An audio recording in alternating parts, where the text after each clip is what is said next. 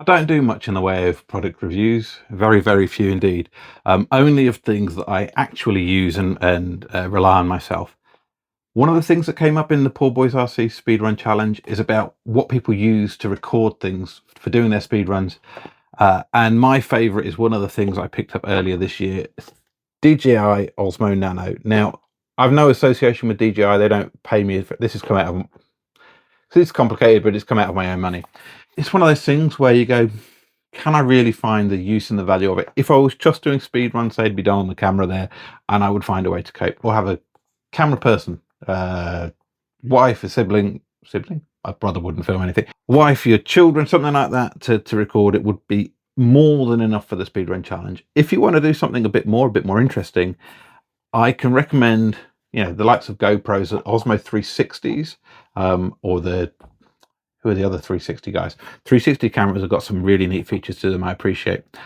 But I've got this one, and it's super neat, super small. It's got a couple of features that make it really good for me, especially for being able to make content and ship it out to you guys. So without further ado, I'll bring the camera over, show you the box, talk you through what I've got. Links are going to be in the comments. No, links are going to be in the description to tell you about it. So here we go. Here's the box. I've got the 128 gigabyte version. You're not getting a full unboxing video because I've owned this camera for 6 months or more.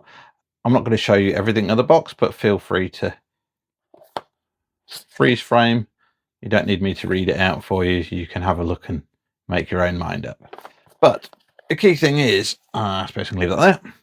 The key thing is, it doesn't come with this case. I'll leave you a link for that as well. This case is quite handy. There is the device. See if I can get you some reflections of me or something in the. Oh, there's one light. Reflection of me in the camera. So there is the device itself, and it's a little bit bigger than like a regular GoPro, but not a whole lot bigger.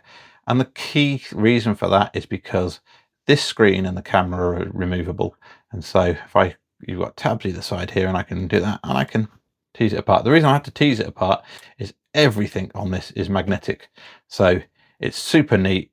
You can attach this to anything you like. The camera itself is magnetic. The separate screen itself is magnetic as well. We'll turn those on shortly. It comes with a protective case. Now, this case is nothing special. I'm actually told it probably causes it to overheat more than anything, but I haven't had any trouble with overheating. I'm filming everything 4K. I'm not using 10-bit video.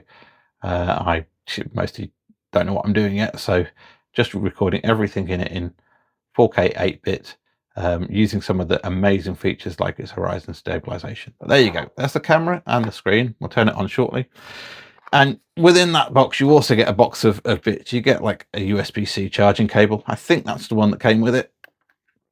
And you also get a bunch of things to be able to attach it to stuff. Right, what do I mean by stuff to be able to attach it? Most useful for me is this cap mount. So the brim of your cap goes in there, and this is like rotatable, adjustable to be able to get the right angle on it. That's what I use for all of my speedrun videos. That's what I use for filming anything hat on the head for racing, some of those footage. So I used it for my Phil Booth GP video. So there's that. There is I have to tease everything apart because of the magnets. This is magnetic as well. I mean, just to give you look, it is all magnetic. So this here is like a magnetic plate for you to be able to attach like the camera to in like body cam style, if that's what you're aiming to do. The one thing you have to try and do with the body cam kind of approach is you have to try and get the mass of it in the right place. It tends to want to hang forward, so there's got to be some other tips and tricks to do with that. I don't really use this mount to really care, but it's, I can't complain for having it. There are and also this suction cup mount, so you can stick it on a table. I suppose it doesn't stick on my table. Oh, it does. There you go. Stick it on the table and a little tab to release it. And this has got an extra little feature hiding up its sleeve.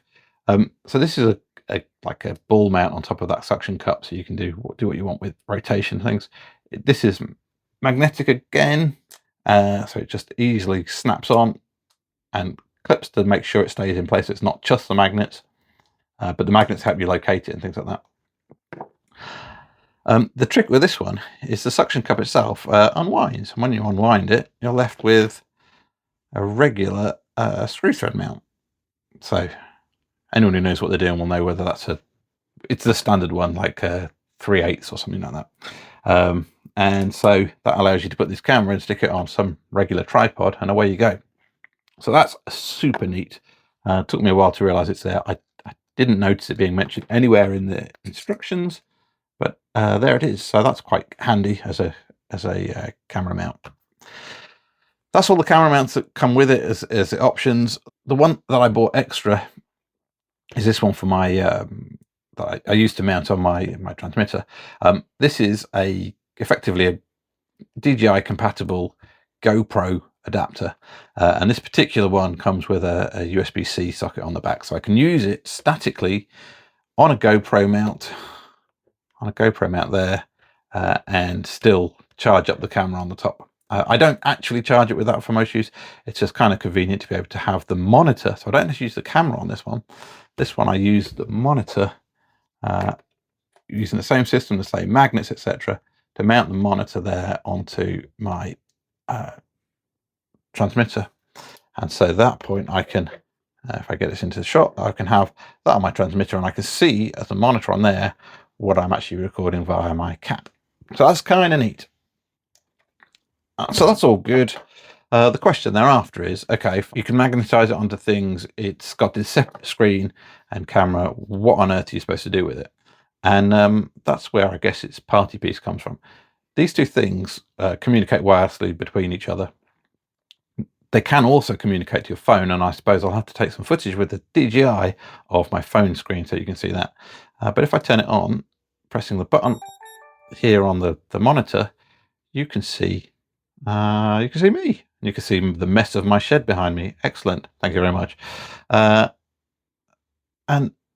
yeah, it's a low resolution, but it's a remarkably useful feature to be able to have this entirely wirelessly separately and be able to see what's going on with your recording at the same time.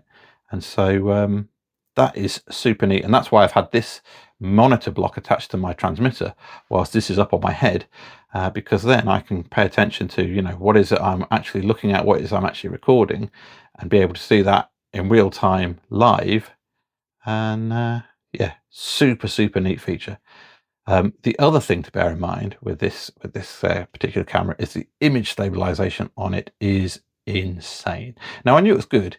It has built into its settings, and I ought to go try and run through these settings for you, but in the settings there is a mode to say keep the horizon level. You can see, I guess, if we consider my workshop here, we've got enough of the wooden battens here. You can see what level it is, but look, I can move the camera on quite severe angles outside of that, and yet there you go.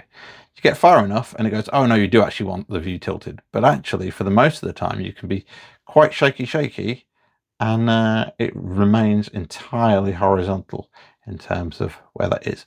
And so if you've got a running video on a car, the difference, and I suppose I'll put that on screen, the difference between video that's shot with a regular GoPro versus one of these with its internal built-in image stabilization, I think it's all digital stabilization, it's just incredible about what it can do, how smooth it can hold onto the horizon whilst operating. It's just incredible. It does do enough things where if I turn it through 90 degrees, it goes, well, of course you want a different view. So you can mount it vertically and still take a widescreen picture. Go back to horizontal, you can go the other way up, and you can still always get the right view out of it for the place that you've mounted it, no matter which orientation is most convenient for you to mount the camera. I think that's about a lot of the features. You are able to do things like on this device, you can press, focus on here is terrible. I can see from my phone it's terrible, but if I give it a black background to work against, you can see some of the icons. How about that? In front of the camera, that'll work. Or put the camera in front of something black. There you go. So we've got different modes. Don't really care for that, but there is the ability to watch your recordings and things like that. So I can, for example, I can watch what I've previously recorded on my device, review it, do all that kind of stuff. You can, he says, switch back to this view. There are a bunch of different recording modes we can deal with. So I did say, so in terms of other modes, we can do regular photography. I don't know why you'd particularly want this for regular photography, but you do have the ability to do night light, which means you end up with the ability for low light resolution, low light, so high exposure, whatever the words are. There is also slow motion. So in this mode, you can be doing did you see here 1080p for 240 frames a second, so 8 times slow motion, and that is astounding. I'll show you some footage from that. And then the reverse of slow motion being time lapse, so you can have it so that it takes pictures less frequently for you to be able to do a live time lapse rather than edit a time lapse. So the other thing that it pays attention to is swipe action. So let's make sure a black background so we can actually see what we're dealing with. Swipe from the top of the screen and we're into the various settings, so we can choose about the brightness of the screen, whether we have speech controls enabled, that kind of thing. And he says what the buttons do, whether you want the buttons to start recording, etc., all that kind of stuff. Good. How much data we've got? Fine, not very exciting. The other one that of note, if I scroll up if I scroll up, we can see the resolution we want to record in. I do everything at 4K 60 frames a second, but we've also got what we want to do with horizon balancing or not, and what we want doing with the overall display. Oh yes, I have it set to widescreen. I always want everything widescreen. I guess vloggers might always want it portrait, but that's good. And you can have it so it automatically decides what to do, but mine, no matter what I want, I always want it to be widescreen. I'm a television watcher. And that's your lot. So let me turn off the display. So yeah, so if I go back from there, oh yeah, I can start recording from that same button. Stop that recording. And I can turn the device off from here as well. What it will tell me thereafter is what we're like with the overall battery life of the two parts of the system. He says, if I plug them back together, they've got their own independent batteries, obviously. Plugging them back together, the camera will always charge from the dock, so it will sacrifice the battery on the dock to make sure the camera's fully charged up. The battery in the camera is smaller. You always want that to be charged, and so it always does it that way around. Similar to the use of the dock, we've also got the ability to connect the phone wirelessly the same way. It disconnects the phone from regular Wi-Fi and just uses it for viewing the same kind of way. It's hard for me to do here because I'm currently recording it, so we'll have to just cope. But there you go.